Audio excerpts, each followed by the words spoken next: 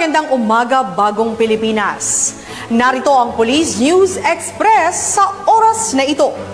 Ikalawang linggo na ng manhunt operation para sa buganting pastor na si Apollo Kibuloy at ng kanyang mga kasamahan, kung saan ay nasa kalahati na ng 30 ektaryang Kingdom of Jesus Christ compound sa Davao City ang nasusuri ng pulisya.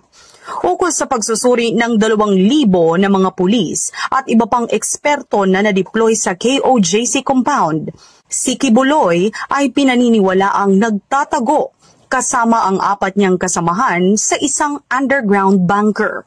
Ayon kay Philippine National Police spokesperson Police Colonel Jean Fajardo, malaking hamon ang paghahanap kay Kibuloy.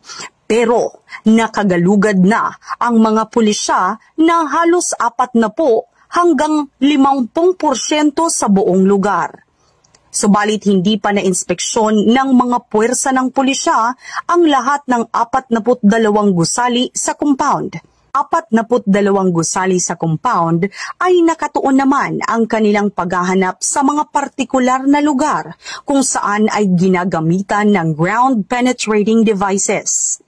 Samantala, ang PNP ay patuloy na nagsusumikap upang patunayan ang kanilang inisyal na pagsusuri sa nasabing compound. At para sa iba pang napapanahong balitang pampulisya, laging tumutok sa Police News Network, alagad ng batas, tagataguyod ng balitang pulis. Ako po si Patrolwoman Melanie Mapa para sa Police News Express.